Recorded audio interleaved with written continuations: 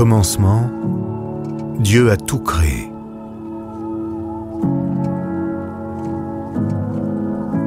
Il a créé notre monde et toutes les merveilles qu'il contient. De la plus infime à la plus immense.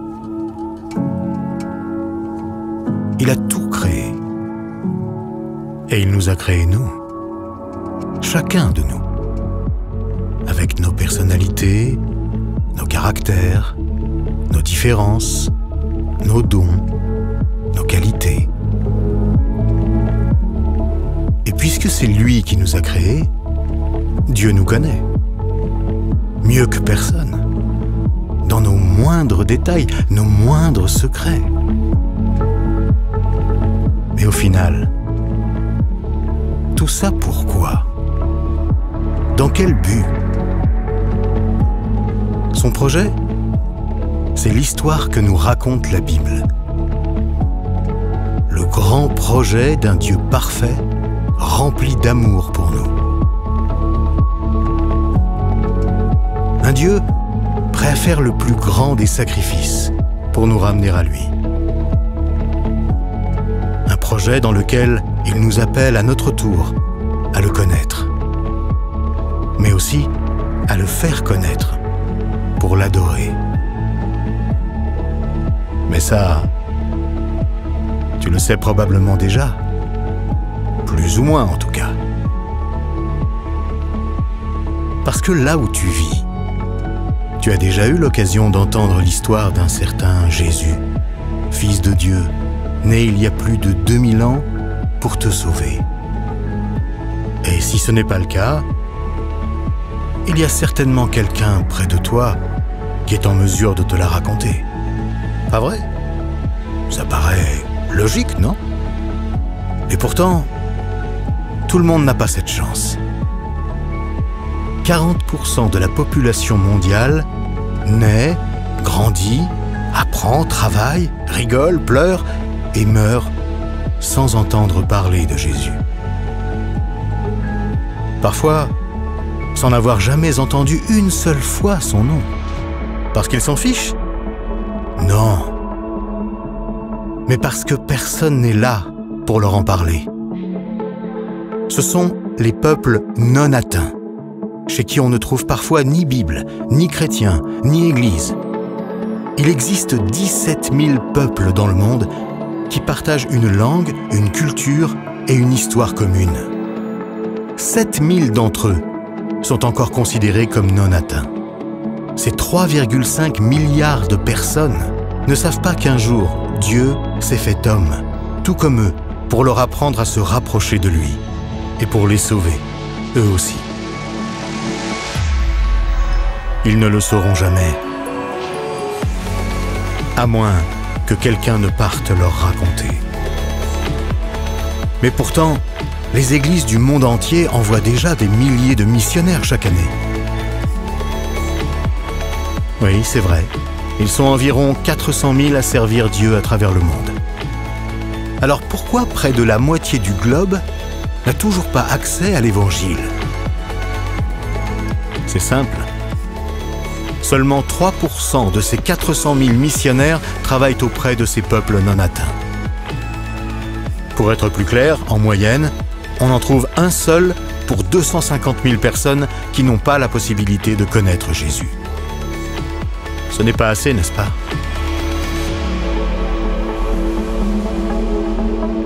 Et si tu avais un rôle à jouer? Et si tu pouvais changer les choses? Et si Dieu avait prévu quelque chose de plus grand pour toi? Oui.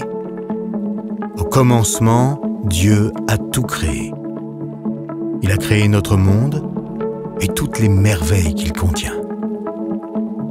Il a tout créé. Et il t'a créé toi. Il nous a créés nous pour l'adorer. Et pour que le monde entier soit un jour en mesure de l'adorer. Ça, c'est son projet. Et tu en fais partie depuis toujours.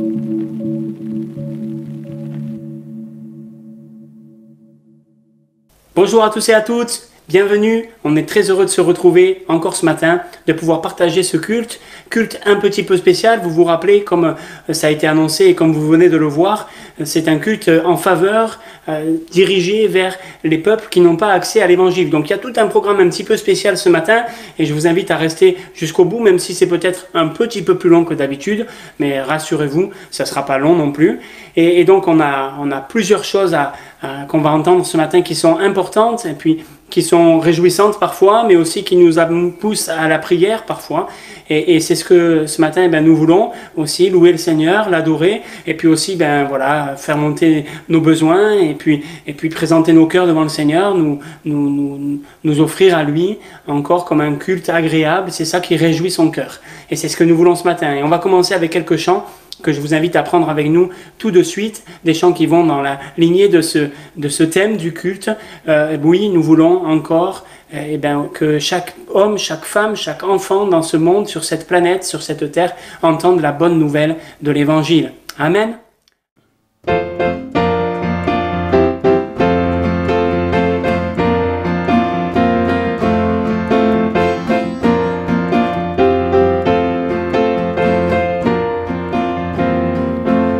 La nouvelle partout, répandons-la autour de nous, faisons connaître à tout le monde que Jésus seul, dans sa grâce féconde, peut effacer tous les péchés et guérir les infirmités.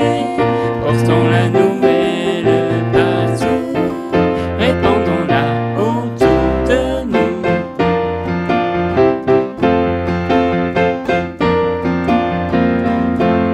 La nouvelle partout, répandons-la autour de nous, faisons connaître à tout le monde que Jésus seul, dans sa grâce féconde, peut effacer tous les péchés et guérir les infirmités. Portons la nouvelle partout, répandons-la autour de nous.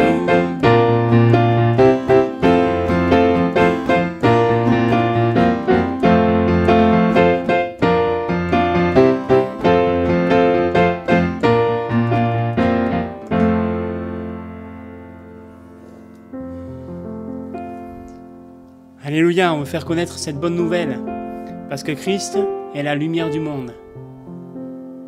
C'est ce que nous dit le chant qu'on va prendre maintenant.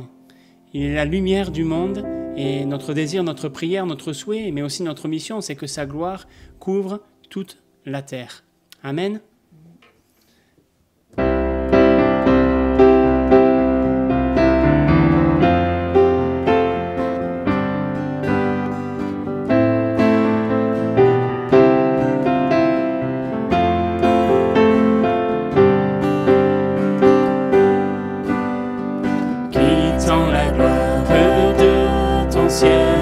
Tu es venu sur terre, tu sais mais du Dieu éternel, tes bras tu as ouverts, ta grâce a bouleversé le cours de notre humanité.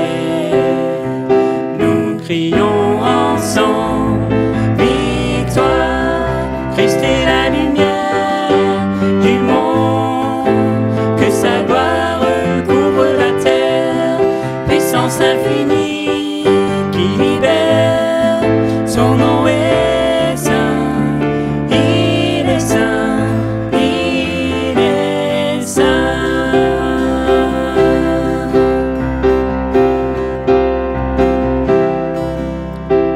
Nous les fils et les filles du roi, entonnons chaque jour un hymne de gloire et de joie,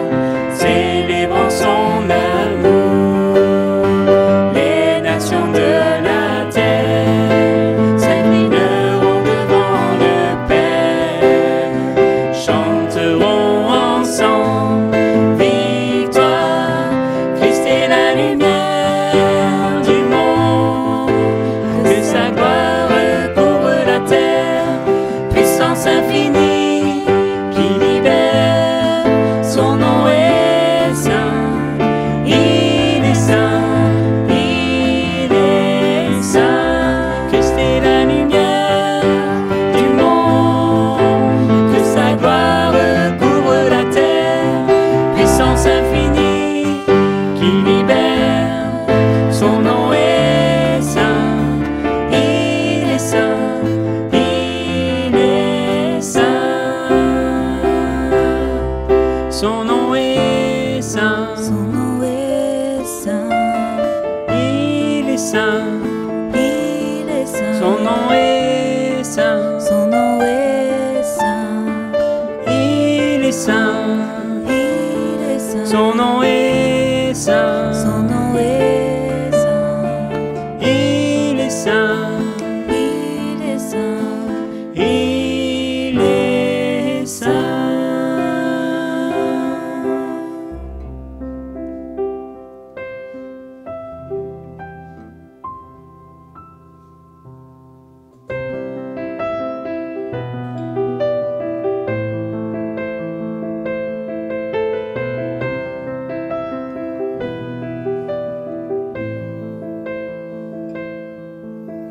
Cherchez d'abord le royaume de Dieu et sa justice,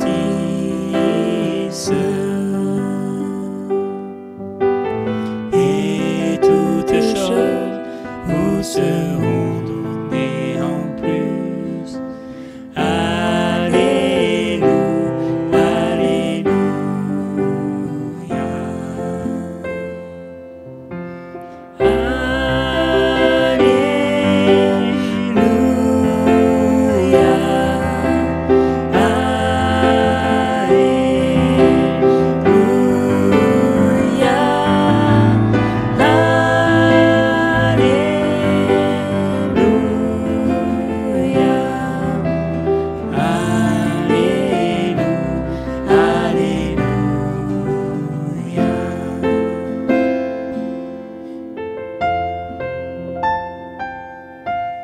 L'homme ne vivra pas de pain seulement, mais de toute parole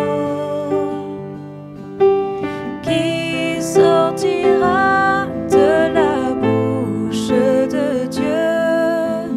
Alléluia, alléluia.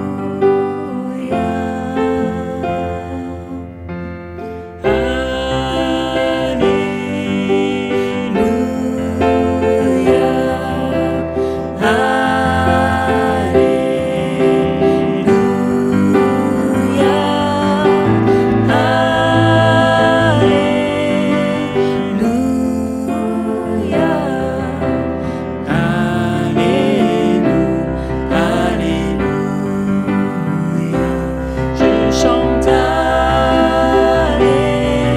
Alléluia,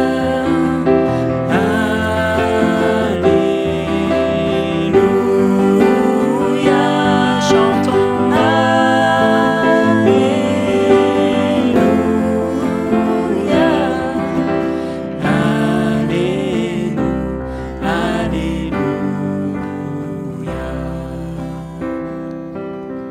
Alléluia, Jésus. Alléluia, Seigneur.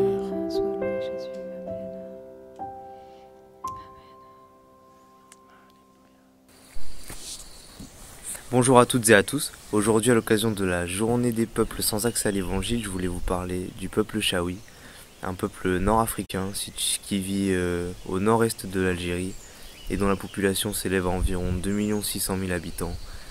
C'est un peuple connu pour son caractère dur et robuste, sec, mais c'est aussi un peuple chrétien avant de devenir islamique, avant l'arrivée de l'islam en Afrique. Donc aujourd'hui, on ne connaît aucune église Chaouie et seulement quelques dizaines de chrétiens sont recensés là-bas. Et on veut prier pour que le contenu médiatique et les Bibles et les traductions, ainsi que les extraits bibliques et la parole et l'évangile puissent évoluer, se diversifier et aussi se diffuser dans ce pays-là, et que des villages Chaouis entiers puissent se tourner vers Christ et le reconnaître comme leur sauveur. Nous allons parler du peuple Soumraï. Ils sont animistes. C'est un peuple très pauvre. Beaucoup de Soumraï ne comprennent pas le français. Ils souffrent de diverses maladies et de sous-alimentation. Merci de prier pour ce peuple afin qu'ils puissent avoir accès à l'Évangile traduit dans leur propre langue.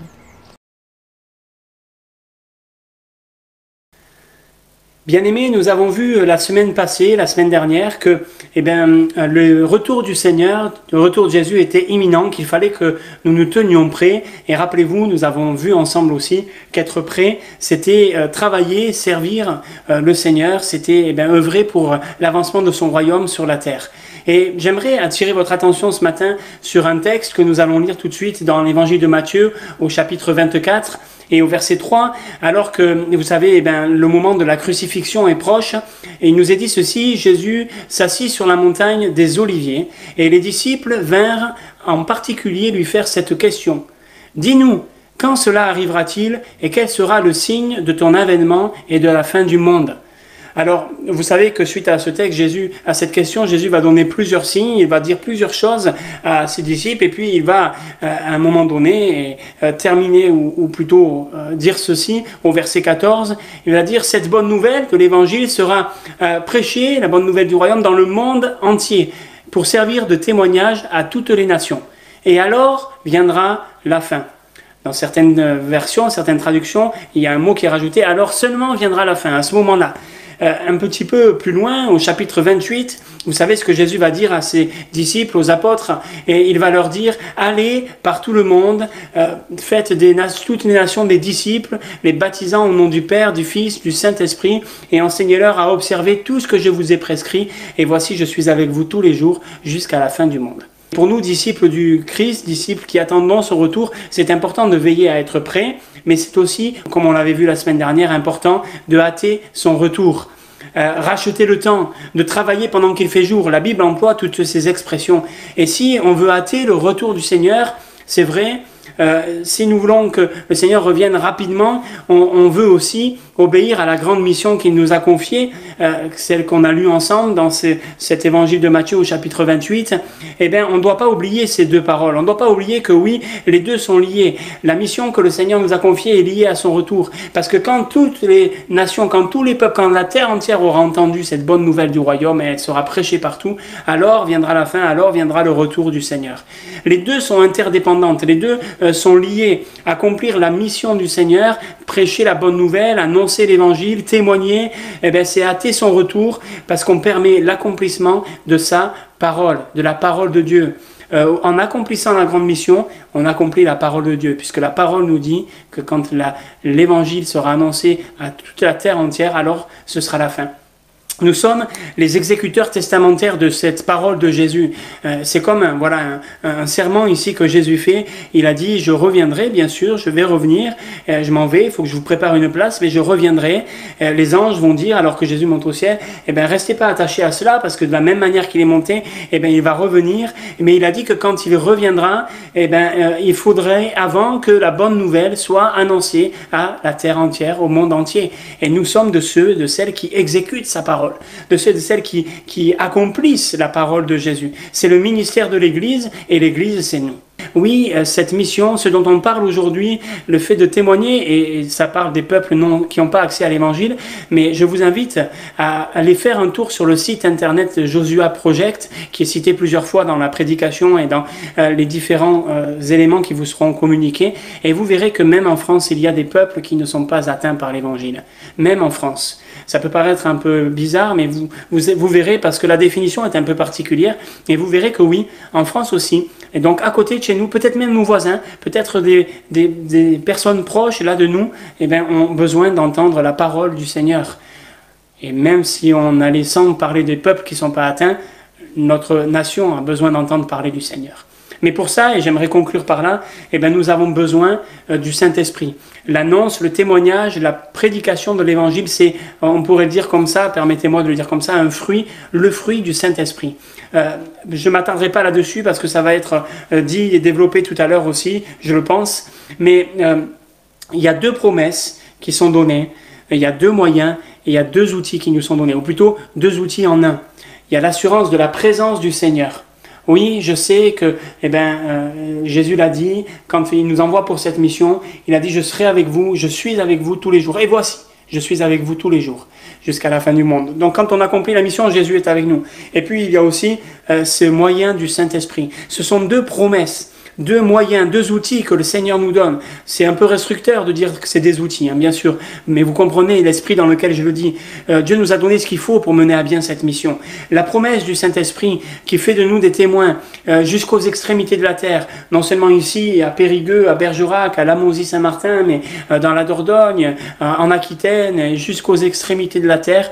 Oui, c'est le fruit du Saint-Esprit. En fait, on devrait plutôt dire que le Saint-Esprit a besoin de nous, et pas qu'on a besoin du Saint-Esprit. Pas dans le sens où Dieu a besoin de nous, parce que je crois que Dieu peut très bien se passer de nous, mais dans le sens où c'est pas à nous d'utiliser le Saint-Esprit pour mener à bien la mission qu'il nous confie, mais c'est à nous de nous laisser utiliser par le Saint-Esprit. C'est à nous de le laisser faire, de nous laisser faire par lui. Donc c'est bien d'avoir ça à l'esprit. Non, c'est pas nous qui utilisons le Saint-Esprit, c'est pas nous qui devons avoir le Saint-Esprit pour faire, mais en fait le Saint-Esprit veut pouvoir nous utiliser pour faire lui ce qu'il veut. Et ça c'est essentiel. Et oui, il produit de fait le fruit du témoignage en nous. Vous recevrez le Saint-Esprit et vous serez mes témoins. Vous recevez, donc vous avez reçu, donc vous êtes les témoins. Nous sommes témoins parce que nous avons reçu le Saint-Esprit. Il y a un lien de cause à effet. L'un ne va pas sans l'autre, on ne peut pas écarter l'un de l'autre. On reçoit le Saint-Esprit, on est témoin. C'est un état de fait. Alors je termine. On a vu ensemble que la raison que nous devons toujours avoir pour être patients dans la souffrance, dans les difficultés, pour endurer la souffrance parfois, cette raison-là, c'est précisément le retour du Seigneur qui est proche. Lui, le juste juge, rempli de compassion, plein de miséricorde, va bientôt revenir. On a vu ensuite aussi, et on doit se rappeler que nous avons des raisons de le louer, des raisons de l'adorer, des raisons de l'aimer, et que notre raison de patienter, d'être patient, de tenir bon, c'est que Jésus revient bientôt. Voilà pourquoi, on a vu aussi la semaine dernière qu'il fallait se tenir prêt et hâter l'avènement de Jésus. Et on a vu qu'être prêt et hâter son retour, c'était aussi le servir, puisque c'est pour cela que nous avons été sauvés, c'est à cela que nous sommes appelés. Et aujourd'hui, nous voyons que son retour est étroitement lié à l'annonce, à la propagation de l'Évangile à tous les peuples, à toutes les nations. Il y a un dénominateur commun à tous ces messages, à tout ce qu'on a vu, dont on a parlé à chaque fois. Une motivation, un garde-fou, une ressource, une force. C'est le Saint-Esprit. Bien sûr, c'est Dieu, c'est plus qu'une simple force, c'est plus que... Mais le Saint-Esprit, c'est ce qui produit ce fameux trio qui est tellement important, dont la Bible parle plusieurs fois, notamment l'apôtre Paul, c'est l'amour, la foi et l'espérance. Et ces choses, l'amour, la foi, l'espérance, en aimant Dieu, en aimant son royaume, son avènement, en aimant les autres, en désirant qu'ils soient sauvés, en ayant cette passion pour les âmes, alors, peu importe les souffrances, peu importe le temps à attendre, peu importe les oppositions, nous tiendrons prêts, veillant et priant, travaillant jusqu'à son retour prochain. Oui, je viens bientôt, dira Jésus. Amen. Viens, Seigneur. Viens, nous t'attendons. On se retrouve à la fin du culte pour quelques annonces. D'ici là, regardez bien le programme qui est là et qui, je suis sûr, va faire du bien à nos cœurs et puis aussi nous faire aller de l'avant dans la prière, dans l'intercession et dans la compréhension de cette grande mission que Dieu nous donne. Je vais vous parler des Malinques. Le peuple Maninka est le deuxième groupe de population le plus important de Guinée. Ils vivent dans de grands villages. Leurs maisons sont rondes et ont des toits de chaume. Dans ce village, peu de maisons ont accès à l'électricité et l'eau courante. Les Maninka travaillent principalement dans l'agriculture, dans les mines, où ils marchandent. Les Maninka ont adapté les doctrines de l'islam à leurs propres croyances. Prions pour qu'ils aient accès facilement à l'évangile. Je vous présente le peuple Soninké. C'est une population estimée à 2 318 000 personnes. Elle se situe principalement en Afrique de l'Ouest, au Mali, Sénégal, Mauritanie, Gambie, Guinée, Bissau, Guinée. Elle existe depuis le XIe siècle et ce sont principalement des musulmans et ils sont fiers d'être musulmans. Comment on peut aider à œuvrer pour le Seigneur pour ce peuple? Les différents sujets de prière sont que Dieu se révèle à eux par des rêves et des visions et qu'il envoie des ouvriers parmi les Soninké, soit en Afrique, soit en France. Prions pour la protection de l'équipe de traduction biblique au Mali. Et prions aussi pour que les Somninké aient de plus en plus accès aux ressources bibliques disponibles, livres, films et émissions radio. Pour finir, je vous raconte un témoignage qui s'est passé pendant la crise sanitaire du coronavirus en France. Un jeune Somninké sénégalais habitant en France a été encouragé à prier au nom de Issa, ce qui veut dire Jésus dans l'islam. Puis il a reçu le film Jésus en Soninké et le contact a été gardé avec les différents évangélistes. Bonjour à vous, chers frères et sœurs de l'Assemblée de Périgueux. Je suis très heureux d'être avec vous par ce moyen de visioconférence pour parler de la mission et de cette journée toute particulière aussi, qui est la journée des peuples sans accès à l'Évangile. Merci à votre pasteur Benjamin Maurier pour l'occasion qu'il me donne. Et merci à vous aussi qui, je le crois, dans l'Assemblée de Périgueux, êtes fidèles depuis des années et vous suivez, vous soutenez, vous priez pour tous les envoyés de l'action missionnaire. Je voudrais profiter de ces moments pour me présenter. Je m'appelle Gérard Rigard, j'ai été moi-même missionnaire au Niger, en Guinée et dernièrement au Sénégal. Et cela fait 1 an maintenant que nous avons des responsabilités dans l'action missionnaire qui est le suivi de nos envoyés. Cela fait maintenant plus de 60 ans que l'action missionnaire accompagne des hommes et des femmes que Dieu a appelés, comme dit l'Écriture, pour accomplir les œuvres que Dieu a préparées d'avance. Nous sommes heureux de les accompagner en faisant connaître l'appel qu'ils ont reçu de Dieu, les pays dans lesquels ils travaillent, les besoins qui sont les leurs, les informations qu'ils partagent. Et tout cela est rassemblé à l'action missionnaire et est diffusé par des moyens écrits tels que la lettre de nouvelles, par Internet, mais aussi le journal en mission avec eux. Et tout cela pour que les frères et sœurs des différentes églises puissent suivre le travail des missionnaires, des envoyés sur les champs, et continuer à les soutenir par la prière fidèle et par les dons. Voilà, afin que nos frères et sœurs puissent se consacrer pleinement à l'œuvre de Dieu. Pour donner plus de détails concernant la journée des peuples sans accès à l'Évangile, je vous invite à faire un rapide tour d'horizon à partir de cette carte. Et nous allons commencer à partir de l'Afrique de l'Ouest et de ce grand continent africain qui est comme coupé en deux, avec tous ces pays qu'on appelle pays d'Afrique subsaharienne, qui sont situés sous le désert du Sahara, où bien sûr la population est largement musulmane, tels qu'au Sénégal, la Mauritanie, le Mali, le Niger, le nord Nigeria, le nord du Tchad, le nord du Soudan, mais aussi en remontant plus haut sur ce continent, toute l'Afrique du Nord, dans ces pays du Maghreb que constituent le Maroc, l'Algérie, la Tunisie, la Libye, une grosse partie de l'Égypte. Viennent ensuite les pays de la péninsule arabique, qu'on appelle pays du Moyen-Orient aussi, l'Arabie Saoudite, le Yémen, voilà, ainsi que l'Irak. On n'oublie pas non plus les pays d'Asie centrale, tels que l'Iran, l'Afghanistan, le Pakistan, le Turkménistan, etc. Pays largement aussi musulmans.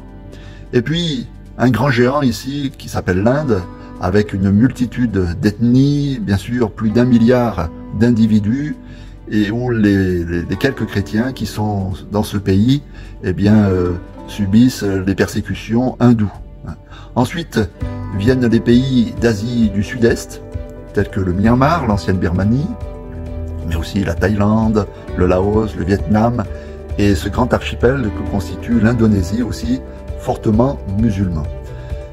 Il y a aussi ce grand géant au nord, là, qui s'appelle la Chine, avec ses 1,6 milliard d'individus, et où le gouvernement communiste restreint énormément les libertés religieuses. Ainsi, c'est dans cette bande que se situe la fenêtre 10-40, que l'on appelle la fenêtre 10-40, située entre le 10e parallèle et le 40e parallèle, et où se concentrent ces 3 milliards d'individus qui n'ont pas eu un accès suffisant à l'Évangile.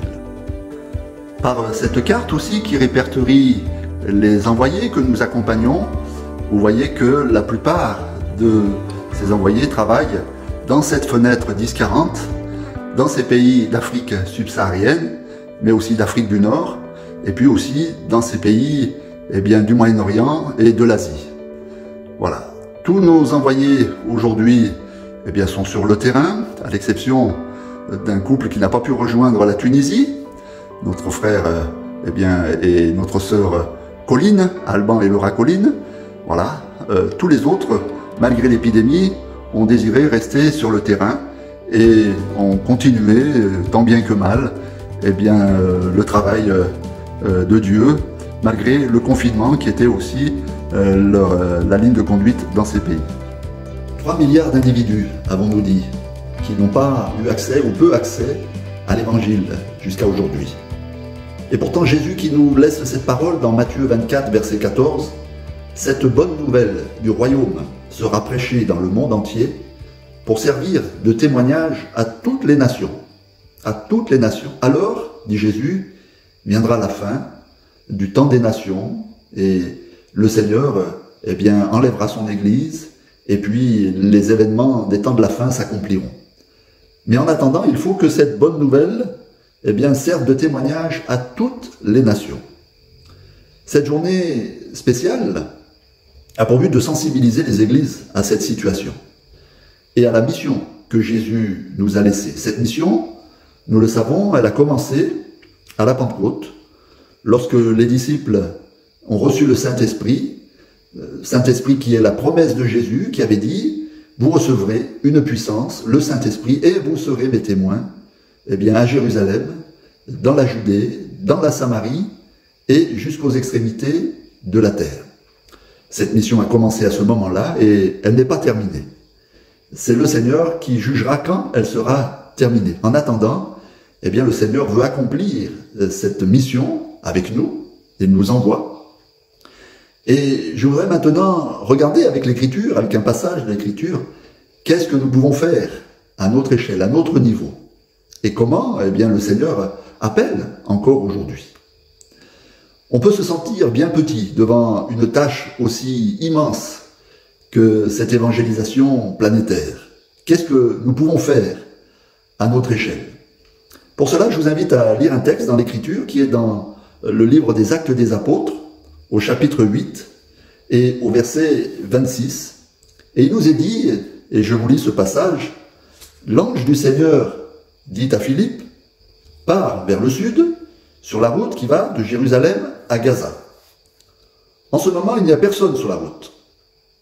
Philippe part tout de suite. En chemin, il voit un homme. C'est un eunuque éthiopien. Un fonctionnaire important, c'est lui qui s'occupe de toutes les richesses de Candace, la reine d'Éthiopie. Il est venu à Jérusalem pour adorer Dieu et il retourne chez lui. Il est assis dans une voiture à cheval et lit le livre du prophète Ésaïe. L'Esprit Saint dit à Philippe, avance, va jusqu'à cette voiture. On verra la suite après. Jusqu'à ce moment-là, enfin à ce moment-là, c'est le Seigneur au travers d'un ange qui va appeler Philippe à une rencontre toute particulière, celle de rencontrer un homme qui est en train de retourner dans son pays, en Éthiopie, alors qu'il est venu à Jérusalem pour adorer le Dieu vivant et vrai. Il a quand même connaissance, cet homme, du Dieu vivant et vrai, et il est venu adorer selon sa tradition religieuse, et il rentre chez lui. Philippe, au moment où il reçoit cet appel, il est en train de travailler dans la région de la Samarie. C'est là qu'il est allé prêcher l'évangile, et c'est là que l'évangile a été abondamment reçu par les Samaritains. Vous savez que ces Samaritains ont été négligés dans un premier temps parce que les disciples ne croyaient pas que l'évangile était aussi pour eux. Bien que Jésus soit allé chez les Samaritains dans l'épisode de la femme samaritaine, et il leur avait déjà montré quelque part le chemin. Mais Philippe, après la Pentecôte, est allé dans cette région de la Samarie et il a prêché le Christ. Et il nous est dit que là, beaucoup de personnes ont reçu le Seigneur, beaucoup se sont engagés pour Jésus-Christ, se sont repentis, se sont fait baptiser et sont devenus l'église naissante de la Samarie. À tel point même que Philippe a fait appel à deux autres apôtres, Pierre et Jean, pour qu'ils viennent aussi leur imposer les mains, pour qu'ils reçoivent le Saint-Esprit, et pour qu'ils soient aussi témoins de ce que le Seigneur était en train de faire chez ces Samaritains. Il y avait donc beaucoup de travail en Samarie pour ce serviteur de Dieu qu'est Philippe. Et voilà, cet homme activé dans tout ce travail, n'est-ce pas, d'évangélisation, d'enseignement, peut-être même de formation. Il y a du travail pour un homme et certainement même pour plusieurs. Il est bien occupé, Philippe. Il y a de quoi faire. Et malgré tout ce qui est à faire et tout ce qu'il y a à faire, eh bien voici que l'ange du Seigneur l'appelle de la part de Dieu et lui dit de partir, de quitter la Samarie et d'aller sur une route qui va de Jérusalem à Gaza, et une route même qui est déserte. Et là, Philippe doit quitter tout ce travail important et nombreux pour aller, eh bien, rencontrer une seule personne. Le Seigneur est étonnant. Il est capable de demander à un homme de quitter toutes ses activités, ce qu'il est en train de faire, quand bien même, eh bien, il y a beaucoup à faire, pour accomplir quelque chose que lui connaît. Et il n'a pas peur de dépêcher son serviteur Philippe. L'Écriture dit, l'Esprit Saint dit à Philippe, avance, va jusqu'à cette voiture. Philippe y va en courant, et il entend l'Éthiopien qui lit le livre du prophète Ésaïe. Philippe lui demande, est-ce que tu comprends ce que tu lis? L'homme répond, comment est-ce que je peux comprendre? Personne ne m'explique. Et il invite Philippe à monter dans la voiture et à s'asseoir à côté de lui, et cet homme est en train de lire le passage d'Ésaïe 53. Philippe a obéi au Saint-Esprit. Il a laissé son travail en Samarie pour aller sur ce chemin désert à la rencontre de ce haut fonctionnaire éthiopien, ministre de la reine d'Éthiopie, Candace. Et là, il entend cet homme en train de lire le prophète Ésaïe et l'Esprit lui dit avance, va jusqu'à cet homme. Et Philippe obéit et il entend cet homme qui est en train de lire à haute voix Ésaïe 53, qui parle bien sûr du serviteur de l'Éternel, qu'est le Seigneur Jésus-Christ et ce qu'il est en train d'accomplir ou ce qu'il accomplira pour le salut de l'humanité. Et lorsque Philippe entend cet homme, eh bien, qui lit le prophète Ésaïe, lui pose la question, est-ce que tu comprends ce que tu lis? Philippe a compris que il y a là un concours de circonstances préparé par le Seigneur, et Philippe a compris que cet homme, eh bien, est en train de lire un passage important de l'Écriture qui parle du Seigneur Jésus-Christ. Alors il lui pose la question, est-ce que tu comprends? Et l'homme répond, comment est-ce que je peux comprendre si personne ne m'explique? Et là, il va inviter Philippe, eh bien, à s'asseoir à côté de lui, à monter dans la voiture, comme il est dit, et à s'asseoir à côté de lui. Et là, Philippe va lui expliquer, eh bien, la raison d'être de ce passage et de qui parle véritablement ce passage. 800 ans avant la venue de Jésus, Ésaïe avait prophétisé, eh bien, le sacrifice ultime que Jésus va accomplir sur la croix pour le salut de l'humanité. Dieu a vu le cœur de ce ministre, de ce haut fonctionnaire. Il a vu un homme qui est venu à Jérusalem pour adorer le Dieu vivant et vrai. Il est en train de rentrer chez lui, mais il lui manque quelque chose de très important. Il lui manque la connaissance du seul nom par lequel nous devions être sauvés, et ce nom, c'est le nom de Jésus. Et voici que Dieu a vu le cœur de cet homme, et Dieu n'a pas hésité à arracher quelque part Philippe là où il était, pour l'envoyer sur ce chemin, pour rencontrer une seule personne. Une seule personne. Quelle différence par rapport à la Samarie où Philippe prêchait devant des multitudes. Là, le Seigneur l'a dépêché pour rencontrer une seule personne et témoigner à cet homme-là. C'est le plan de Dieu. C'est le plan de Dieu. Ce n'est pas le plan des hommes. Ce n'est pas un calcul humain, eh bien, qui motive Philippe.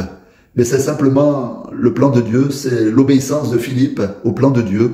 Et Philippe, eh bien, va quitter tout ce qu'il fait pour témoigner à ce haut fonctionnaire éthiopien. Certains ont dit, c'est la tradition qui le dit, que cet homme aurait aussi témoigné à sa reine, à la reine Candace, reine d'Éthiopie, et qu'ainsi l'évangile serait rentré de cette manière dans le pays d'Éthiopie, par le témoignage d'un seul homme. Et aussi par l'obéissance, eh bien, de ce Philippe, de cet apôtre, du moins ce serviteur de Dieu, Philippe, qui a bien voulu, eh bien, quitter là où il était pour répondre à l'appel de Dieu, obéir à l'appel de Dieu, eh bien, pour accomplir l'œuvre de Dieu. On peut se sentir petit devant cette tâche immense des multitudes qui, en effet, n'ont pas encore entendu l'évangile et nous ne savons pas toujours comment les choses vont se faire. L'important n'est pas là. Tout ça appartient au Seigneur. Ce qui est important, c'est d'obéir au Seigneur, c'est être à cette écoute du Seigneur et de répondre favorablement à l'appel de Dieu. Imaginez si Philippe était resté sourd à l'appel du Seigneur, s'il avait refusé d'obéir. Cet Éthiopien rentrait chez lui sans la connaissance de l'Évangile et de Jésus-Christ. Et il a bien fait de répondre à l'appel de Dieu, il a bien fait d'obéir, il a bien fait de répondre à l'appel de Dieu, et ainsi, l'Évangile est allé bien plus loin que ce ministre, nous n'en doutons pas. Et qui sait ce que le Seigneur fera avec notre obéissance. On peut témoigner à une personne, que ce soit auprès ou que ce soit au loin. Et qu'est-ce que le Seigneur va faire? Qu'est-ce que le Seigneur va faire de cela? Que savons-nous? Nous chantions il y a très longtemps un cantique qui disait « Savons-nous le prix d'une âme ?» Des fois on se dit une personne, par rapport à 3 milliards qui ont besoin d'évangile, c'est bien peu. Mais qui sait ce que le Seigneur fera avec cette personne qui a entendu l'évangile et qui s'est converti comme ce ministre, puisque si vous lisez la suite du passage, vous verrez que son cœur était prêt à croire, qu'il a accepté le Seigneur Jésus, qu'il s'est converti et même qu'il s'est fait baptiser par Philippe. Il est rentré chez lui avec la connaissance de Jésus, mais aussi étant sauvé personnellement. Que savons-nous? En effet, si le Seigneur nous amène vers une personne. Et pour cela, Philippe n'a pas hésité à répondre à l'appel de Dieu. Je profite aussi de ce message par visioconférence pour vous adresser aussi un appel. Et je ne sais pas, peut-être y a-t-il dans l'assemblée de Périgueux quelqu'un que Dieu appelle, déjà depuis longtemps ou depuis peu. Je ne sais pas, Dieu seul le sait. Mais si quelqu'un avait reçu cet appel, sache, mon ami, mon frère, ma sœur, que c'est un appel de Dieu et qu'il faut répondre par l'obéissance à cet appel de Dieu. Je le répète, que ce soit pour aller auprès comme pour aller au loin, le Seigneur nous envoie comme ses témoins pour aller vers des personnes, vers des familles, pour être une source de bénédiction aux familles de la terre, à celles qui sont auprès comme à celles qui sont au loin. Le Seigneur appelle encore, il veut envoyer et il faut être à l'écoute de ce que le Seigneur veut pour nous. Et si le Seigneur a un appel fort, du moins nous lance un appel fort pour ceux qui sont au loin, il faut aussi répondre à cet appel-là. Et l'action missionnaire est là pour entendre cet appel et accompagner tous ceux qui ont reçu l'appel de Dieu. Alléluia. Car Dieu veut sauver le plus grand nombre. N'est-il pas dit dans l'épître à Timothée, ce que Dieu veut, c'est que tous les hommes, tous les êtres humains soient sauvés et parviennent à la connaissance de la vérité. Alors, il nous faut aussi être prêts à obéir.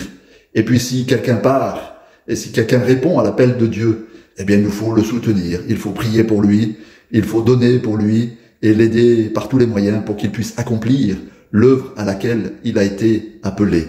C'est un appel divin et il faut soutenir cet appel divin.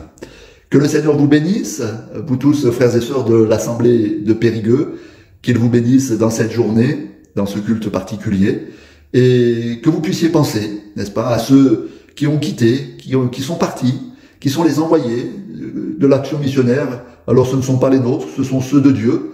Nous ne faisons que les accompagner et les aider à accomplir la tâche que le Seigneur les a confiée. Merci d'être avec nous, de les aider aussi, de les soutenir à votre manière, avec vos moyens. Que Dieu vous bénisse et bonne continuation dans le service de Dieu jusqu'à ce que la bonne nouvelle parvenue jusqu'aux extrémités de la terre, alors comme nous l'avons lu, lorsque toutes les nations auront reçu ce message, viendra la fin, non pas la fin catastrophique, mais la fin glorieuse des enfants de Dieu, car nous savons, le meilleur nous attend, le meilleur est devant nous, à nous qui avons cru, à nous qui avons reçu, à nous qui avons donné notre vie au Seigneur Jésus et qui marchons sur le chemin qu'il nous a tracé. Que Dieu vous bénisse. Amen. Bonjour à tous. Aujourd'hui, nous allons parler du peuple ouzbek. Ce peuple vit en Afghanistan du Nord. Ils sont peuplés de 3 millions d'habitants. Leur croyance est l'islam. Le peuple ouzbek a connu la guerre pendant 41 ans et ils n'ont pas beaucoup de moyens financiers. Maintenant, voici quelques sujets de prière. Priez pour ce pays qui est en guerre depuis 41 ans. Priez pour qu'il se tourne en Jésus. Priez pour qu'en plus de la paix physique, les Ouzbeks puissent connaître le prince de paix lui-même. Priez pour eux. Bonjour, aujourd'hui en ce jour de Pentecôte et à l'occasion de ce culte, nous souhaitons y associer, y joindre la journée des peuples sans accès à l'évangile. La Pentecôte est une fête chrétienne où en général on célèbre l'effusion du Saint-Esprit à Jérusalem et qui constitue aussi la naissance de l'Église. Voici d'ailleurs ce que Wikipédia dit à ce sujet. L'Église considère la Pentecôte comme le point de départ de sa mission publique dans le monde. C'est justement cet aspect que je vais souligner tout au long de ce message. En effet, dès le départ, l'événement de la Pentecôte a eu clairement un impact transculturel et a été un message transculturel de la part du Saint-Esprit. Lisons d'ailleurs ce que Jésus dit à ce sujet, dans Acte 1, verset 8. « Mais le Saint-Esprit descendra sur vous, vous recevrez sa puissance et vous serez mes témoins à Jérusalem, dans toute la Judée, la Samarie et jusqu'au bout du monde. » La Pentecôte a marqué en fait une étape supplémentaire dans l'accomplissement de la promesse faite à Abraham concernant toutes les familles, tous les peuples de la terre. C'est d'ailleurs ce que l'apôtre Pierre souligne dans Acte 3 au verset 24 et 25. Rappelons-nous que ce passage nous parle de la deuxième prédication de Pierre. C'était quelques jours après la Pentecôte.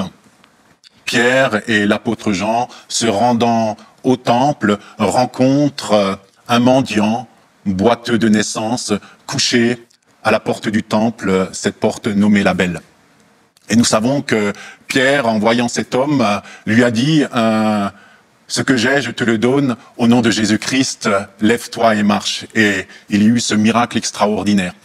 Et à cause de ce miracle, eh bien, la foule qui était présente encore à Jérusalem s'est rassemblée autour de l'apôtre Pierre, autour de l'apôtre Jean et de cet homme qui a retrouvé l'usage de ses jambes, tout simplement pour voir ce qui s'est passé. Et c'est à cette occasion que l'apôtre Pierre donna sa deuxième prédication.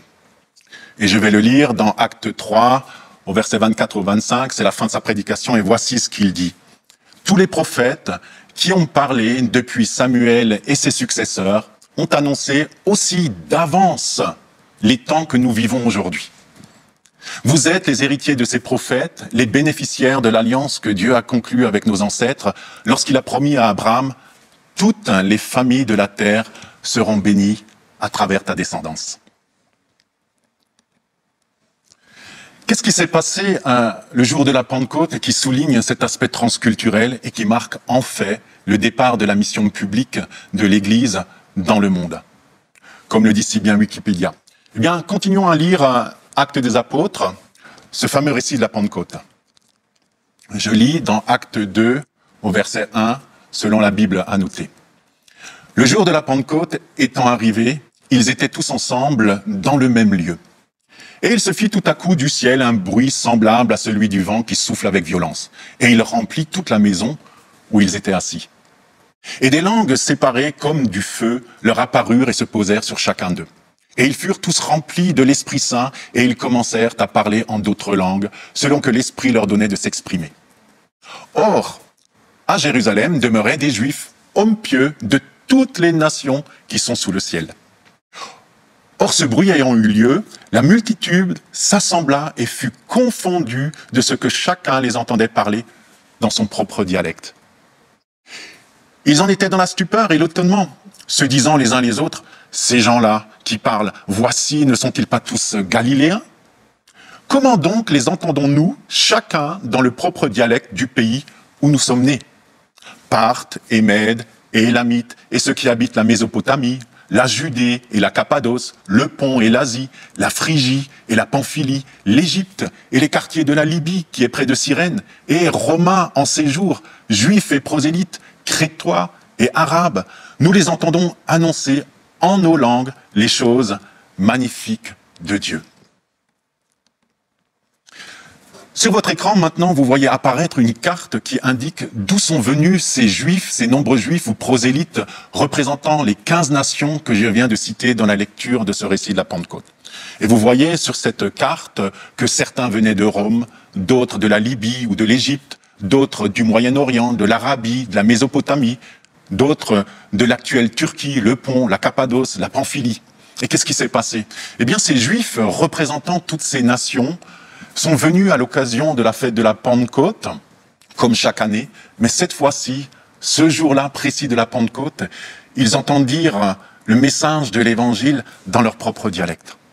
Ils furent profondément touchés et un grand nombre parmi eux, tout simplement, reconnurent en Jésus-Christ leur Messie, le reçurent dans leur cœur, furent baptisés et remplis du Saint-Esprit. Après la fête de la Pentecôte, ces personnes, ces Juifs devenus messianiques sont retournés chez eux, à Rome, en Afrique, au Moyen-Orient, sur tout le bassin méditerranéen, avec ce message de l'Évangile. On recense d'ailleurs dans le Nouveau Testament une quarantaine d'églises. Et on sait que plusieurs d'entre elles ne furent pas créées par les apôtres, comme l'église de Rome, par exemple, ou l'église d'Alexandrie. Et on en déduit aussi que leur origine vient de ces nouveaux disciples de la Pentecôte. Avant même que les apôtres se mobilisent pour l'œuvre missionnaire transculturelle, le Saint-Esprit, lui, avait déjà commencé son œuvre. Par la capacité des disciples, ce jour-là, à parler dans les langues maternelles de tous ces Juifs venant de toutes ces régions du bassin méditerranéen et du Moyen-Orient, le Saint-Esprit a donné le signal de la mission transculturelle. Il a marqué ainsi le départ de la mission mondiale, et ceci dans la lignée des derniers commandements laissés par Jésus-Christ, que l'on nomme aussi dans le milieu missionnaire le grand mandat testamentaire du Seigneur. C'est quoi ce grand mandat testamentaire qu'il nous a laissé? Après sa résurrection, Jésus est apparu aux disciples 40 jours. Et voici les derniers commandements qu'il a laissés aux disciples et aussi à l'Église d'aujourd'hui. Dans Matthieu 28, au verset 19, le dernier chapitre de Matthieu, nous lisons « Allez et faites de toutes les nations des disciples, les baptisant au nom du Père, du Fils et du Saint-Esprit. » Dans le dernier chapitre de Marc, nous pouvons lire « Puis il leur dit « Allez par tout le monde et prêchez la bonne nouvelle à toute la création. » Et dans le dernier chapitre de Luc, nous lisons au verset 46 à 47 « Et il leur dit « Ainsi il est écrit que le Christ souffrirait, et qu'il ressusciterait des morts le troisième jour, et que la repentance et le pardon des péchés seraient prêchés en son nom à toutes les nations, à commencer par Jérusalem. »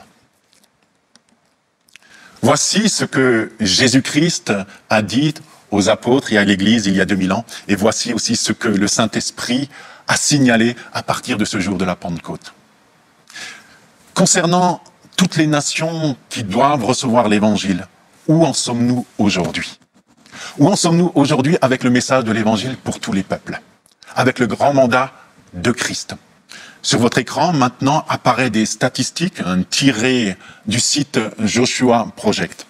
Vous voyez un disque partagé en plusieurs parties, une partie rouge, une partie orange, une partie jaune, une partie vert clair et une partie vert foncé. Tous ces morceaux de disques représentent les 17 422 ethnies recensées actuellement dans le monde. Et la partie rouge représente tout simplement ces 7 409 ethnies qui sont considérées comme sans accès à l'Évangile. Cela représente plus de 3 milliards de personnes. Plus de 40% de la population mondiale a actuellement pas accès à l'Évangile. Et ceci, malgré le fait que le Saint-Esprit, depuis 2000 ans, a donné ce signal de départ pour l'évangélisation du monde. Qu'est-ce que nous entendons par un peuple sans accès à l'Évangile? Eh bien, un peuple sans accès à l'Évangile est un groupe ethnique au sein duquel il n'existe pas de communauté indigène de chrétiens croyants disposant du nombre et des ressources nécessaires pour évangéliser leur propre groupe ethnique sans aide extérieure. Un grand nombre d'ailleurs parmi eux n'ont pas encore la Bible à disposition dans leur propre langue et nécessitent une traduction. Et nombreux parmi eux sont des peuples où il n'y a actuellement aucun effort missionnaire. Sur votre écran maintenant apparaît une carte représentant ces 17 000 ethnies de toute la Terre, et les points rouges que vous voyez apparaître représentent les peuples sans accès à l'Évangile. Et si vous allez sur le site de Joshua Project, vous trouverez cette carte, et en zoomant, vous verriez par exemple rien qu'en Inde, plus de 2000 points rouges apparaîtront. Et ces points rouges représentent ces 2000 ethnies, rien qu'en Inde, qui n'a pas accès à l'Évangile. Au vu de ces statistiques, on réalise que le travail, naturellement, n'est pas encore terminé et qu'il y a beaucoup à faire. Ce grand mandat de Christ qui nous a été donné suppose un effort, suppose une prise de conscience, suppose qu'on mette la main à la pâte et qu'on se met au travail. Mais comment faire face à l'ampleur du défi?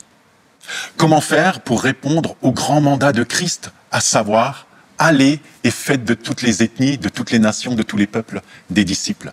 Comment faire pour répondre à notre responsabilité, comme le dit si bien l'apôtre Paul dans Romains chapitre 10 au verset 9? Je lis. Si tu confesses de ta bouche le Seigneur Jésus, et si tu crois dans ton cœur que Dieu l'a ressuscité des morts, tu seras sauvé. Car c'est en croyant du cœur qu'on parvient à la justice, et c'est en confessant de la bouche qu'on parvient au salut. Je passe au verset 13. Car quiconque invoquera le nom du Seigneur sera sauvé. Et voici les questions très pertinentes que l'apôtre Paul nous pose.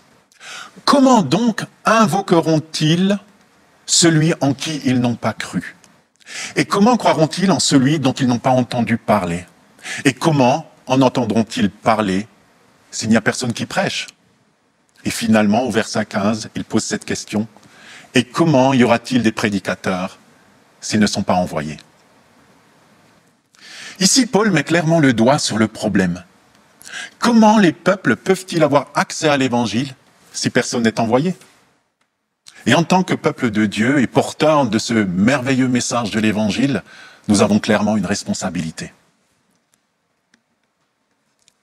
En effet, le défi est grand, mais pas impossible à relever. Et là, j'aimerais particulièrement vous encourager, malgré le fait qu'il y a encore plus de 7000 ethnies réparties dans le monde, et en particulier dans cette fameuse fenêtre 10-40, cette fenêtre représente le monde musulman, le monde hindouiste et le monde bouddhiste. Et c'est dans cette fenêtre 10-40 du globe que l'on retrouve la majorité des ethnies n'ayant point d'accès à l'évangile. Et c'est vrai que ça peut représenter un défi énorme, mais pourtant, c'est vraiment possible. Et je voudrais vous encourager à croire que c'est possible. Et d'ailleurs, ça va se faire car Jésus l'a promis. Premièrement, il faut tout simplement s'ouvrir à cette vérité biblique que je viens de relever et l'accueillir dans son cœur. Accueillir le mandat donné à l'Église afin que tous les peuples puissent entendre l'Évangile. Deuxièmement, s'ouvrir à l'amour de Dieu qu'il a pour tous les peuples, et cela sans exception. Et je voudrais vous rappeler le passage de Romains au chapitre 5, verset 5, qui dit que Dieu a déversé son amour dans nos cœurs par le Saint-Esprit qu'il nous a donné. Vous voyez, à la Pentecôte, le Saint-Esprit a été déversé sur l'Église. Ce Saint-Esprit est en nous, et cet amour de Dieu est en nous. Et également, cet amour et ce fardeau de Dieu pour tous les peuples de la terre. Dieu souhaite que tous les peuples de la terre aient la possibilité d'entendre l'Évangile. Si vous vous ouvrez à cet amour de Dieu et à son fardeau, vous allez découvrir que cette semence qui est en vous, parce que le Saint-Esprit est en vous, elle va commencer à croître, elle va commencer à se former, et vous allez avoir réellement le fardeau des peuples sans accès à l'Évangile. Troisièmement, eh bien, il suffit de se mettre à l'action en tant d'individu, et aussi en tant que communauté. Par exemple, en choisissant un peuple et à commencer à prier pour ce peuple. Sur votre écran apparaît maintenant des exemples de cartes des peuples sans accès à l'Évangile tirés du site Joshua Project. Je voudrais vous donner quelques exemples personnels. L'année dernière, à partir du mois de mars, j'avais décidé de prier particulièrement pour un peuple d'Arabie Saoudite. Et 2 fois, 3 fois, 5 fois par semaine, je priais pour ce peuple. Je priais pour que Dieu ouvre les portes et permette à ce peuple d'Arabie Saoudite de recevoir l'Évangile, d'avoir accès à la parole de Dieu. Et ceci, de semaine en semaine, je priais dans ce sens-là, de mois en mois.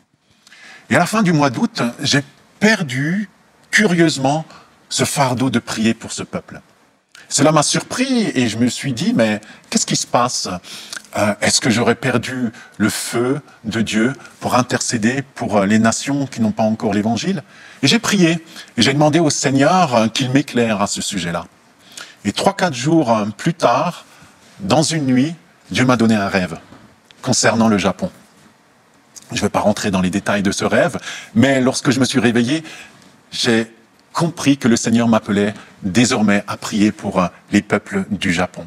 Et c'est ce que j'ai commencé à faire début septembre, à prier 2 fois, 3 fois, 5 fois par semaine pour les peuples n'ayant point d'accès à l'évangile au Japon. Et ceci de mois en mois. Et à ce jour, eh bien, j'ai commencé à prier pour un autre peuple parce que, au mois de mars de cette année, tout simplement, Dieu m'a donné un autre rêve concernant la Chine. Et depuis, régulièrement, je prie pour les peuples chinois. On peut également se mettre à l'œuvre tout simplement en recherchant le contact parmi les nombreux migrants qui représentent à nos portes maintenant ces peuples sans accès à l'évangile. Vous savez comme moi, et certainement vous l'observez dans vos villes, que depuis un certain nombre d'années, de nombreux migrants sont venus en Europe, par dizaines, par centaines de milliers. Et parmi ces nombreux migrants, eh bien, il y en a certains qui représentent des peuples sans accès à l'évangile. Et c'est une occasion extraordinaire que le Seigneur nous donne pour pouvoir rentrer en contact avec ces peuples qui étaient auparavant éloignés et qui sont maintenant à notre porte. Et c'est pour ça que je vous encourage, en tant qu'individu et en tant qu'Église, de rechercher ce contact avec ces migrants pour leur annoncer cette bonne nouvelle de l'Évangile. Il y a une autre manière également de se mettre à l'œuvre, c'est tout simplement en soutenant de manière individuelle ou aussi en tant que communauté des projets missionnaires par la prière, par le soutien financier, par des actions concrètes. Et je voudrais particulièrement souligner l'aspect financier. C'est vrai que souvent les finances dans nos milieux européens sont un sujet tabou. Mais quand on regarde l'ampleur de l'enjeu, imaginez-vous que vous faites partie d'un peuple en Inde ou en Afrique ou au Bhoutan qui n'a jamais encore eu l'occasion d'entendre l'Évangile et qui va passer cette génération sans avoir eu cette occasion parce que les finances manquent pour les œuvres missionnaires. Quelle tragédie! Et c'est pour cette raison que je voudrais vous encourager à soutenir financièrement les œuvres missionnaires, de sorte qu'il y ait suffisamment de possibilités pour envoyer des missionnaires parmi ces peuples sans accès à l'Évangile. Il y a naturellement une autre possibilité pour se mettre à l'œuvre, c'est tout simplement en vous laissant appeler au ministère de missionnaire.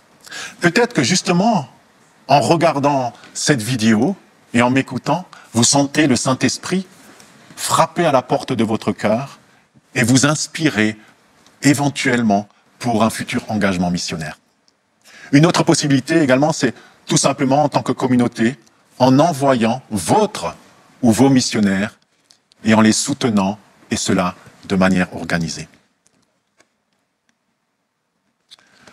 Je tiens encore à terminer ce message par un dernier verset que l'on trouve dans Matthieu au chapitre 24, verset 14, et je lis selon la version de la Bible français courant. Cette bonne nouvelle du royaume sera annoncée dans le monde entier pour que le témoignage en soit présenté à tous les peuples. Et alors viendra la fin. Certaines versions bibliques françaises soulignent « et alors seulement viendra la fin ». Vous voyez, au travers de ce verset, le Seigneur Jésus souligne que son retour ne pourra pas se faire avant que tous les peuples, que toutes les nations de ce monde aient entendu l'Évangile. Il est vrai que dans de nombreuses églises, on attend le retour de Christ, mais je vous garantis, selon la parole de Dieu, que Jésus ne reviendra pas sans que toutes les ethnies du monde aient entendu l'Évangile. Merci pour votre écoute. Que le Seigneur vous bénisse. Au revoir. Bonjour à tous. Donc à l'occasion de la journée des peuples sans accès à l'Évangile, Benjamin nous a demandé de faire une petite vidéo pour présenter l'un des peuples qui a besoin de nos prières. Donc le peuple Sanchi est un peuple du nord du Vietnam qui est très pauvre et qui vit seulement de l'agriculture, de l'élevage et des métiers de l'artisanat tels que la menuiserie, la vannerie et la ferronnerie. D'origine chinoise, c'est un peuple qui vénère beaucoup les ancêtres et qui adore le dieu du sol. Ce peuple ne comprend malheureusement qu'une petite trentaine de chrétiens qui n'ont pas accès à la Bible dans leur langue. C'est pourquoi on voudrait prier pour eux, pour les aider à sortir de leur pauvreté, pour qu'ils puissent avoir un accès plein à l'évangile et que des pasteurs puissent se lever dans cette communauté et ainsi les soutenir et les aider à évoluer dans ce milieu bouddhiste qui est malheureusement accès hermétique à l'évangile. Merci beaucoup. Les Didinga vivent dans le Sud-Soudan, soit dans des plaines, soit dans des collines qu'on appelle les collines Didinga, d'où ils tirent leur nom. Leur population est estimée à environ 64 000 personnes. Ils sont en majorité éleveurs de bétail, mais ils pratiquent aussi l'agriculture. Alors, les Didinga vivent dans des fermes de clans et aussi dans des maisons rondes de forme conique, c'est une maison typique, traditionnelle. Alors, ils croient en être suprême, ils croient en Dieu, mais ils vivent dans la crainte des esprits et recherchent la bénédiction de leurs ancêtres. Il faut savoir qu'il y a déjà des missionnaires là-bas, des missionnaires de l'AIM, de l'Africa Inland Mission, qui ont déjà évangélisé les Didinga des plaines et qui veulent maintenant évangéliser ceux des collines. Et ce pourquoi on pourrait prier, c'est pour l'ouverture des cœurs Didinga à l'évangile, à la bonne nouvelle, à la parole de Dieu, à l'établissement aussi d'églises dans les collines. On pourrait aussi prier pour que les chrétiens Didinga des plaines évangélisent ceux des collines, pour qu'il y ait aussi la paix au Soudan et pour que par les différents projets sociaux, eh bien, les missionnaires puissent propager la bonne nouvelle chez les Didinga.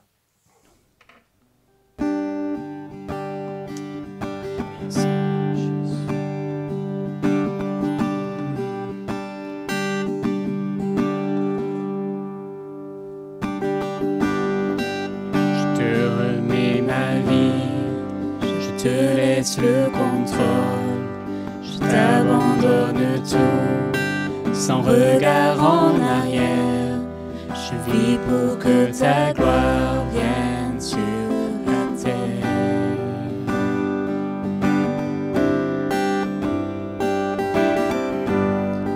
Cet élan dans mon âme, cette passion dans mon cœur, que les nations s'inclinent. Que le monde croit, je vis pour que ta gloire vienne sur la terre.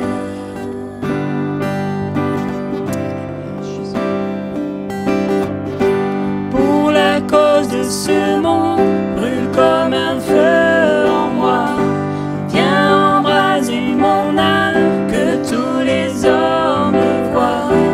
Pour la cause de ce monde, brûle comme un feu.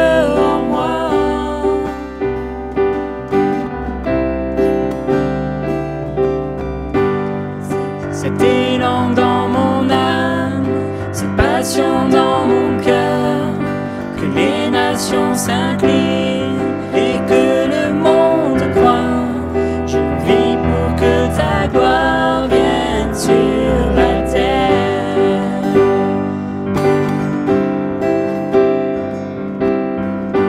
Pour la cause de ce monde, brûle comme un feu en moi. Viens mon âme, que tous les hommes le voient. Pour la cause de ce monde, brûle comme un feu en moi.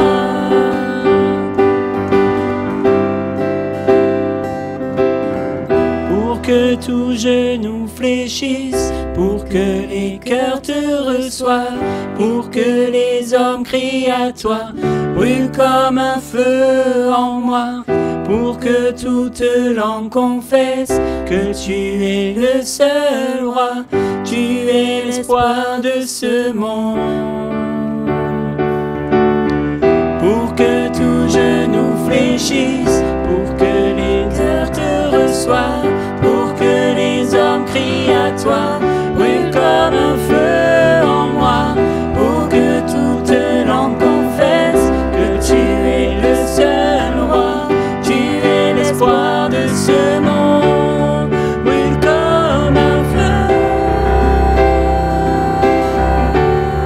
brûle comme un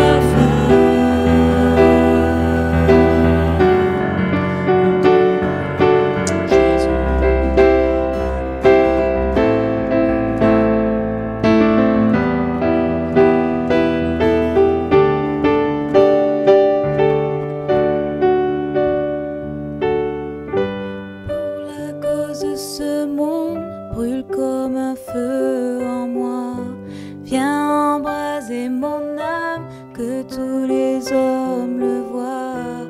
Pour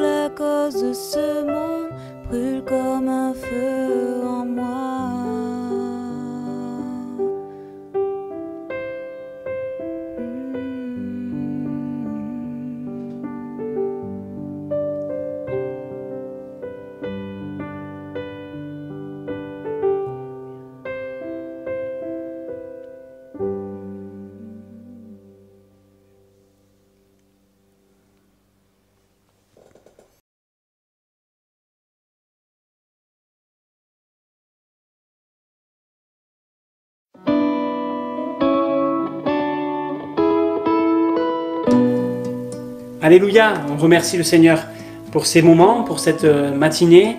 Et on a entendu beaucoup de choses et on a de quoi prier.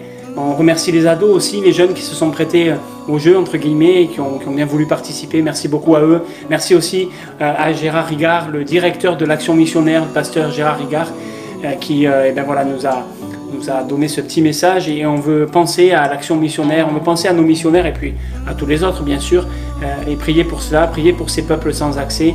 Voilà, on veut continuer, hein. C'est un combat. Je crois que l'ennemi se déchaîne pour pas que l'évangile soit annoncé partout et librement. Mais nous, nous voulons persévérer dans ce combat de la foi aussi et dire oui Seigneur, on veut prier pour cela, que l'évangile aille jusque dans les coins, dans les endroits les plus reculés, les peuples, les ethnies les moins réceptives, que l'évangile puisse pénétrer. D'ailleurs, on se retrouvera mardi soir pour notre réunion de prière et on passera du temps à prier aussi pour cela. Et c'est important, donc mardi soir, rendez-vous pour notre réunion de prière. Vous recevrez toutes les informations. Et si vous n'êtes pas encore inscrit, vous pouvez le faire. Le lien est dans la description de cette vidéo. Également, je vous rappelle que dimanche prochain, nous aurons un temps de jeûne et prière. Voilà, à partir de midi. Donc merci à ceux et celles qui le peuvent de mettre ce temps à part. Dimanche prochain, à la suite du culte, comme cela, nous aurons un temps sur Zoom de jeûne et de prière. Voilà, le temps de vous faire aussi une annonce importante et qui malheureusement n'est pas encore fixée et figée. On aimerait vous dire on reprend la semaine prochaine, mais voilà, c'est compliqué pour l'instant. Donc on s'est retrouvé, comme je vous l'avais dit, avec tout un groupe de travail. On a énoncé des dates, on a parlé de certaines dates, mais il y a beaucoup de choses à mettre en place. Et pour pouvoir prévoir au mieux aussi cette reprise, on envisageait éventuellement de faire ça à la mi-juin, mais au moment où on enregistre cette vidéo, où j'enregistre cette vidéo, il y a des choses qui nous font dire que peut-être ça risque d'être repoussé encore. Mais en tout cas, on ne reprendra que quand on est prêt. Voilà, parce qu'il y a beaucoup de choses à remettre en place. Et pour pouvoir reprendre et savoir quand on va reprendre et comment on va reprendre aussi, j'aimerais vous proposer, j'aimerais vous demander, parce que c'est plus qu'une proposition, c'est un besoin.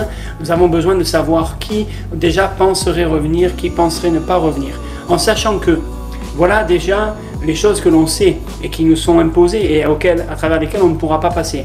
C'est toute la réglementation des gestes barrières, la mise en place des gestes barrières, à savoir qu'il faudra que les chaises soient séparées, on ne pourra pas se toucher, on ne pourra pas s'embrasser, se serrer la main. Le port du masque est obligatoire pour toutes les personnes de plus de 11 ans, obligatoire tout au long du culte, interdiction de l'enlever, que ce soit pour chanter, que ce soit on ne doit pas enlever le masque. Donc voilà, ça rajoute des choses. Hein. Également, la prise de la Sainte Seine va être compliquée, donc on est en train de réfléchir pour faire ça au mieux. Mais ce qui est évident, c'est qu'on ne pourra sans doute pas prendre la Sainte Seine tous les dimanches parce que ce serait vraiment compliqué. Donc vous comprenez bien que ça remet en question beaucoup d'habitudes que nous avions, beaucoup de pratiques que nous avions. La salle ne pourra pas contenir tout le monde, il va falloir qu'on fasse un roulement, soit plusieurs cultes, soit à tour de rôle. Donc c'est pas évident. Je vous dis tout ça pour que vous puissiez déjà vous projeter et dire moi dans ces conditions je suis prêt à revenir, ou moi c'est pas possible, je suis une personne à risque, je ne peux pas prendre le risque, et on comprend tout à fait. Il n'y a aucun souci avec ça, bien au contraire. On a simplement besoin de savoir pour prévoir. Voilà. Il y a aussi de grandes exigences au niveau du ménage, de la désinfection, de la préparation des locaux, du parking, etc. Donc toutes ces choses, c'est des choses qu'on doit mettre en place. Et voilà, ça demande beaucoup de travail. Donc on reprendra quand on sera prêt, quand tout sera effectif. On doit former des équipes du ménage pour qu'elles fassent le ménage de manière, j'allais dire entre parenthèses, professionnelle ou semi-professionnelle. On doit former les équipes d'accueil pour un certain nombre de choses. Bref, vous avez compris qu'il y a beaucoup de choses, de travail à mettre en place. On doit avoir un protocole écrit qui est transmis aux autorités, à la mairie, à la préfecture, etc. Donc tout ça demande beaucoup de travail. Et donc voilà, pour le moment c'est difficile de donner une date précise, mais on aimerait reprendre le plus tôt. Si par exemple on vous disait, on reprend, imaginons le 14 juin, parce que tout est prêt le 14 juin, qui serait prêt à revenir dès le 14 juin assister au culte? La question est lancée, je vous laisse un sondage qui se trouve dans la description et je vous le renverrai pour ceux qui sont dans le mailing, dans le groupe WhatsApp, dans le groupe SMS, vous allez recevoir ce sondage à remplir avec voilà, votre nom, votre prénom, le nombre de personnes que vous êtes et si vous comptez revenir ou pas. N'hésitez pas si vous avez des questions aussi à les faire remonter. Alors je m'excuse parce que j'ai le téléphone qui chauffe en ce moment, hein. Donc si je ne vous réponds pas, n'hésitez pas à peut-être envoyer un mail ou un SMS. Des fois c'est plus facile pour moi de voir cela. Mais en tout cas n'hésitez pas si vous avez des questions, des peurs, des craintes sur comment ça va se passer. On est en train de mettre tout cela en place et je remercie toute l'équipe qui travaille. On a vraiment des gens qui sont compétents, qui sont sages, intelligents dans l'église et on bénit le Seigneur pour les compétences de chacun. On veut encore continuer voilà, à prier pour cela parce qu'on réalise qu'il y a vraiment besoin de sagesse, la sagesse de Dieu pour reprendre le mieux possible. Donc n'hésitez pas si besoin. Voilà pour les annonces. Prions pour ces peuples sans accès à l'évangile, que Dieu nous mette ce fardeau à cœur, qu'on puisse prier pour ces peuples, ces ethnies, ces personnes, ces hommes, ces femmes, ces enfants qui ont besoin de la grâce du Seigneur. Que Dieu vous bénisse, que Dieu vous renouvelle, que Dieu vous fasse aller encore de l'avant avec lui, qu'on aille de progrès en progrès, malgré le confinement, malgré le fait qu'on ne puisse pas se réunir, que Dieu nous donne de passer du temps dans sa présence et d'être renouvelé dans sa présence. Je vous souhaite à tous et à toutes un très bon dimanche et à très bientôt.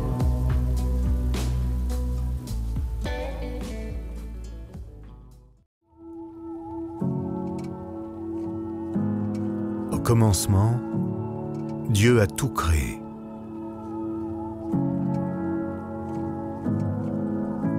Il a créé notre monde et toutes les merveilles qu'il contient. De la plus infime à la plus immense.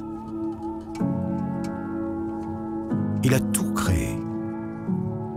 Et il nous a créés, nous, chacun de nous, avec nos personnalités, nos caractères, nos différences, nos dons, nos qualités. Et puisque c'est lui qui nous a créés, Dieu nous connaît, mieux que personne, dans nos moindres détails, nos moindres secrets. Mais au final, tout ça pourquoi? Dans quel but? Son projet, c'est l'histoire que nous raconte la Bible. Le grand projet d'un Dieu parfait, rempli d'amour pour nous. Un Dieu prêt à faire le plus grand des sacrifices pour nous ramener à lui. Un projet dans lequel il nous appelle à notre tour à le connaître, mais aussi à le faire connaître pour l'adorer. Mais ça, tu le sais probablement déjà, plus ou moins en tout cas. Parce que là où tu vis, tu as déjà eu l'occasion d'entendre l'histoire d'un certain Jésus, Fils de Dieu, né il y a plus de 2000 ans pour te sauver. Et si ce n'est pas le cas, il y a certainement quelqu'un près de toi qui est en mesure de te la raconter. Pas vrai? Ça paraît logique, non? Et pourtant, tout le monde n'a pas cette chance. 40% de la population mondiale naît, grandit, apprend, travaille, rigole, pleure et meurt sans entendre parler de Jésus. Parfois, sans n'avoir jamais entendu une seule fois son nom. Parce qu'ils s'en fichent? Non. Mais parce que personne n'est là pour leur en parler. Ce sont les peuples non atteints, chez qui on ne trouve parfois ni Bible, ni chrétiens, ni Église. Il existe 17 000 peuples dans le monde qui partagent une langue, une culture et une histoire commune. 7 000 d'entre eux sont encore considérés comme non atteints. Ces 3,5 milliards de personnes ne savent pas qu'un jour, Dieu s'est fait homme, tout comme eux, pour leur apprendre à se rapprocher de lui et pour les sauver, eux aussi. Ils ne le sauront jamais. à moins que quelqu'un ne parte leur raconter. Mais pourtant, les églises du monde entier envoient déjà des milliers de missionnaires chaque année. Oui, c'est vrai. Ils sont environ 400 000 à servir Dieu à travers le monde. Alors pourquoi près de la moitié du globe n'a toujours pas accès à l'Évangile? C'est simple. Seulement 3% de ces 400 000 missionnaires travaillent auprès de ces peuples non atteints. Pour être plus clair, en moyenne, on en trouve un seul pour 250 000 personnes qui n'ont pas la possibilité de connaître Jésus. Ce n'est pas assez, n'est-ce pas?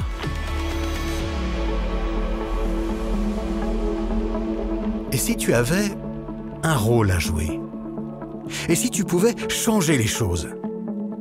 Et si Dieu avait prévu quelque chose de plus grand pour toi? Oui. Au commencement, Dieu a tout créé. Il a créé notre monde et toutes les merveilles qu'il contient. Il a tout créé. Et il t'a créé toi. Il nous a créés nous pour l'adorer. Et pour que le monde entier soit un jour en mesure de l'adorer. Ça, c'est son projet. Et tu en fais partie depuis toujours.